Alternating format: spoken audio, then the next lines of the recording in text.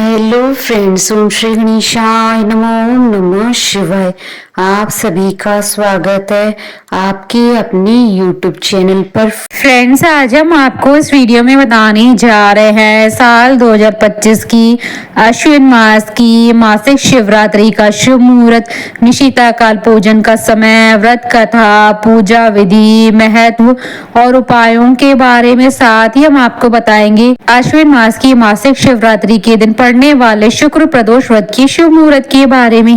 Friends, video शुरू करने से पहले आपसे रिक्वेस्ट है, अगर आप हमारे चैनल पर नए हैं और आपने अभी तक चैनल को सब्सक्राइब नहीं किया है तो सब्सक्राइब कीजिएगा चैनल को, साथ ही प्रेस कीजिएगा बेल आइकन को, जिससे नए वीडियोस रिलेटेड नोटिफिकेशन आपको तुरंत प्राप्त हो सके। और वीडियो पसंद आने पर वीडियो को लाइक और शेयर जरूर कीजिएगा ताकि सभी भक्तों को इस वीडियो का लाभ प्राप्त हो सके। और कमेंट बॉक्स में ओम नमः शिवाय जरूर लिखिएगा। हिंदू पंचांग के अनुसार प्रत्येक माह की कृष्ण पक्ष की चतुर्दशी तिथि को शिवरात्रि का व्रत किया जाता है। यह दिन भगवान भोलेनाथ को अति प्रिय होता है। शिवरात्रि का दिन भगवान शिव जी को प्रसन्न करने के लिए बहुत ही विशेष माना जाता है। इस दिन भगवान शिव और माता पार्वती जी की पूजा का विशेष महत्व होता है। मान्यता है कि इस व्रत को करने से भक्तों की सभी कष्ट दूर होते हैं और जीवन में सुख समृद्धि का वास होता है। इस दिन भगवान शिव जी की पूजा करने से वे अपने भक्तों पर अपार कृपा बरसाते हैं। पौराणिक मान्यताओं के अनुसार भगवान शिव इस दिन शिवलिंग के रूप में प्रकट हुए थे, जिसके बाद सर्वप्रथम ब्रह्मा जी और श्री हरि विष्णु जी ने उनका पूजन किया था। इसी उपलक्ष्य में प्रति मास कृष्ण पक्ष की चतुर्दशी तिथि को शिवरात्रि यानी शिव जी की रात्रि के रूप में मनाया जाता है। इस दिन शिव भक्त व्रत करते हैं और अपने आराध्य देव को प्रसन्न करने के लिए विधि विधान के साथ उनकी पूजा करते हैं। हिंदू पंचांग के अनुसार साल 2025 में अश्विन मास की मासिक शिवरात्रि 19 सितंबर 2025 शुक्रवार के दिन है। साथ ही इस दिन शुक्र प्रदोष व्रत भी रखा जाएगा। इन दुर्लभ संयोगों के बनने के कारण साल 2025 की ये मासिक शिवरात्रि का महत्व कई गुना अधिक बढ़ जाता है। मासिक शिवरात्रि और प्रदोष व्रत दोनों ही भगवान शिव जी को समर्पित होते हैं, इसलिए इस दिन पूजा करने पर साधक को पूजा का दुगना लाभ मिलेगा और साधक की सभी मनोकामनाएं शीघ्र ही पूर्ण होंगी। फ्रेंड्स, अब आइए जानते हैं साल 2025 की अश्विन मास की मासिक शिवरात्रि और शुक्र प्रदोष व्रत के शुभ मुहूर्त के बारे में। हिंदू पंचांग के अनुसार साल 2025 में अश्विन मास की मासिक शिवरात्रि का व्रत और शुक्र प्रदोष व्रत 19 सितंबर 2025 शुक्रवार के दिन है। अश्विन कृष्ण चतुर्दशी तिथि प्रारंभ होगी 19 सितंबर 2025 को रात्रि 11:36 पर और अश्विन कृष्ण चतुर्दशी तिथि का समापन होगा 20 सितंबर 2025 की रात्रि यानी 21 सितंबर 2025 को सुबह 12:16 पर। निशिता काल पूजन का समय रहेगा रात्रि 11:57 से रात्रि 12:44 तक। कुल अवधि 47 मिनट है और अश्विन कृष्ण त्रयोदशी तिथि का प्रारंभ होगा 18 सितंबर 2025 को रात्रि 11:24 पर और अश्विन कृष्ण त्रयोदशी तिथि का समापन होगा 19 सितंबर 2025 को रात्रि 11:36 पर। प्रदोष काल पूजन का समय रहेगा 19 सितंबर 2025 को शाम 6:27 से रात्रि 8:48 तक। कुल अवधि 2 घंटे 22 मिनट है। फ्रेंड्स, अब हमारे चैनल पर ज्वाइन बटन को दबाकर हमारे चैनल के मेंबर भी बन सकते हैं। हम हमारे चैनल के मेंबर्स के कमेंट्स को टॉप प्रायोरिटी पर रखकर उनका रिप्लाई करते हैं। फ्रेंड्स, अब आइए जानते हैं मासिक शिवरात्रि की पूजन विधि और नियमों के बारे में। कृष्ण पक्ष की चतुर्दशी तिथि को प्रातः काल जल्दी उठकर स्नान आदि करने के पश्चात स्वच्छ वस्त्र धारण करें। अपने घर के मंदिर की साफ सफाई करके गंगा जल छिड़के। इसके बाद भगवान शिव जी के समक्ष धूप दीप प्रज्वलित करें। यदि आपके घर में शिवलिंग है तो शिवलिंग का अभिषेक करें। इसके बाद शिव जी की प्रिय चीजें श्वेत पुष्प, फल, बेल पत्र, धतूरा, बांग आदि चीजें अर्पित करें। इस दिन किसी शिव मंदिर में जाकर भगवान शिव सहित पूरे शिव परिवार का पूजन करें और शिव जी का रुद्राभिषेक करें। पूजा पूर्ण होने के बाद शिव जी की आरती करें। शिव जी को प्रसन्न करने के लिए शिव मंत्रों का जाप करें और शिव चालीसा का पाठ करें। इस दिन रात्रि में जागरण कर पूजन करने का बहुत महत्व माना गया है। रात्रि में जागकर शिव जी का पूजन करें और भजन कीर्तन करते हुए रात्रि व्यतीत करें। अगले दिन प्रातः उठकर स्नान आदि करने के पश्चात पूजन करें और अपने व्रत का पारण करें। मासिक शिवरात्रि पर नियमों का पालन करना बहुत ही आवश्यक होता है। इस दिन अपनी इंद्रियों पर नियंत्रण रखें और ब्रह्मचर्य का पालन करें। इस दिन क्रोध न करें, केवल शांत मन से पूजन करें और किसी के लिए अपशब्द न करें। इस दिन भूलकर भी किसी तामसिक चीज या फिर मांस मदिरा का सेवन न करें। भगवान शिव पशुपति नाथ कहलाते। इस दिन भूलकर भी किसी पशु पक्षी और बेजुबान जानवर को न सताएं। फ्रेंड्स, अब आइए जानते हैं मासिक शिवरात्रि के दिन किए जाने वाले उपायों के बारे में। बिजनेस में सफलता के लिए मासिक शिवरात्रि के दिन शिव चालीसा का पाठ करना चाहिए। शिव चालीसा का पाठ करने के लिए भगवान शिव जी के आगे देसी घी का दीपक जलाएं और वहीं भगवान की तस्वीर के आगे बैठकर शिव चालीसा का पाठ करें। जीवन में तरक्की के लिए मासिक शिवरात्रि के दिन गाय के बछड़े को या बैल को अपने हाथों से हरा चारा खिलाएं। इस दिन शिवलिंग का अभिषेक करने से जीवन की सभी समस्याओं का अंत होता है और साथ ही भगवान शिव जी का आशीर्वाद प्राप्त होता है।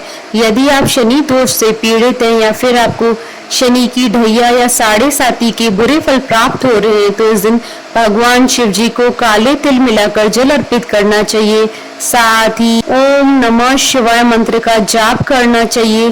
संतान संबंधी कोई भी परेशानी हो तो आप मासिक शिवरात्रि के दिन आटे से 11 शिवलिंग बनाएं और 11 बार इनका जल से अभिषेक करें। यह उपाय करने से आपकी सभी संतान संबंधी परेशानियां समाप्त हो जाएंगी। सुखी वैवाहिक जीवन के लिए भोलेनाथ पर गुलाब की पंखुड़ियां अर्पित करें। अगर विवाह में कोई अड़चन आ रही है तो शिवलिंग पर बेल पत्र चढ़ाते वक्त नमः शिवाय मंत्र का जाप करें। संतान प्राप्ति के लिए शिवलिंग पर घी अर्पित करें। फ्रेंड्स, अब आइए प्रारंभ करिए मासिक शिवरात्रि की व्रत कथा। पूर्व काल में चित्रभानु नामक एक शिकारी था। जानवरों की हत्या करके वह अपने परिवार को पालता था। वह एक साहूकार का कर्जदार था, लेकिन उसका ऋण समय पर न चुका सका। क्रोधित साहूकार ने शिकारी को शिव मठ में बंदी बना लिया। संयोग से उस दिन भी शिवरात्रि थी।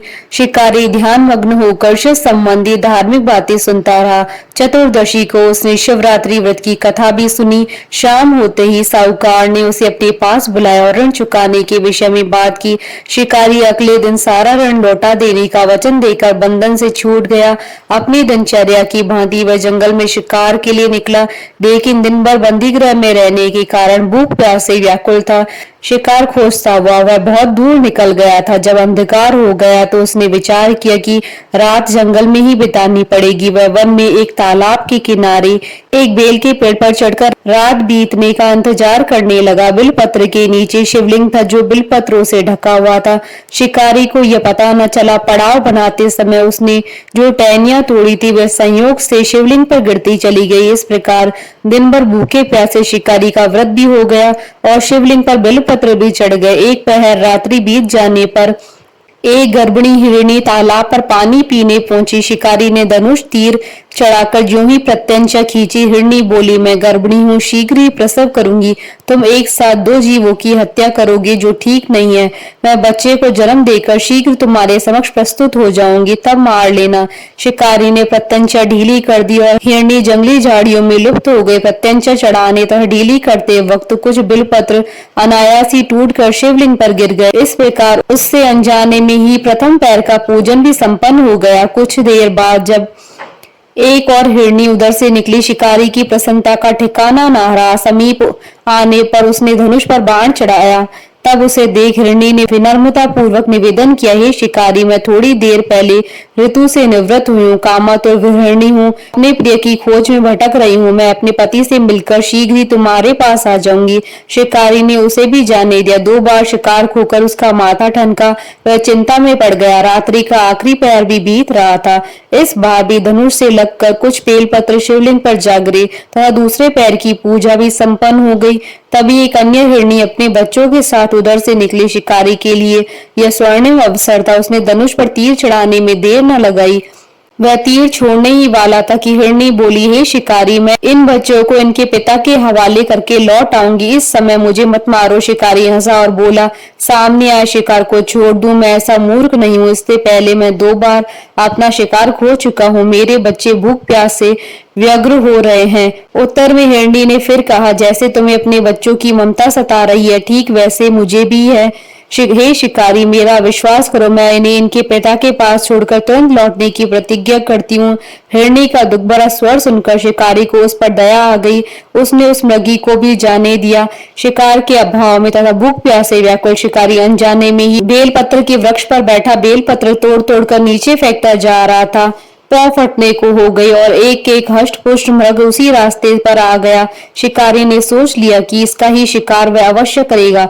शिकारी की 3 प्रत्यंचा देख मृग विनीत स्वर में बोला, हे शिकारी, यदि तुमने मुझसे पूर्व आने वाली 3 मृगियों तथा छोटे छोटे बच्चों को मार डाला है तो मुझे भी मारने में विलंब न करो, ताकि मुझे उनके वियोग में एक क्षण भी दुख न सहना पड़े। मैं उन हिरनियों का पति हूँ। यदि तुमने उन्हें जीवन दान दिया है तो मुझे भी कुछ क्षण का जीवन देने की कृपा करो। मैं उनसे मिलकर तुम्हारे समक्ष उपस्थित हो जाऊंगा। मृग की बात सुनते ही शिकारी के सामने पूरी रात का घटनाक्रम घूम गया। उसने सारी कथा मृग को सुना दी। तब मृग ने कहा, मेरी तीनों पत्नियां जिस प्रकार प्रतिज्ञाबद्ध होकर गई हैं, मेरी मृत्यु से अपने धर्म का पालन नहीं कर पाएंगी। अतः जैसे तुमने उन्हें विश्वास पात्र मानकर छोड़ा, वैसे ही मुझे भी जाने दो। मैं उन सबके साथ तुम्हारे सामने शीघ्र उपस्थित होता हूँ। शिकारी ने उसे जाने दिया। इस प्रकार सुबह हो गई। उपवास, रात्रि जागरण तथा शिवलिंग पर बेलपत्र चढ़ाने से अनजाने में ही शिवरात्रि की पूजा पूर्ण हो गई। पर अनजाने में ही की हुई पूजन का परिणाम उसे तत्काल मिला। शिकारी का हिंसक हृदय निर्मल हो गया, उसमें भगवत शक्ति का वास हो गया।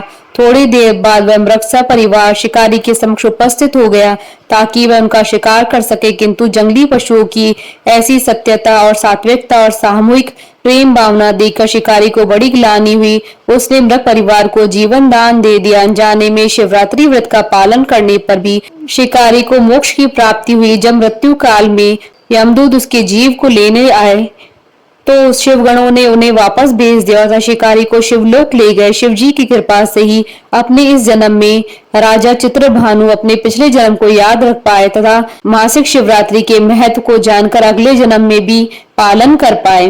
बोलिए भगवान शंकर माता पार्वती जी की जय। हमारे साथ इस वीडियो में अंत तक बने रहने के लिए आपका धन्यवाद। ओम श्री गणेशाय नमः। ओम नमः शिवाय।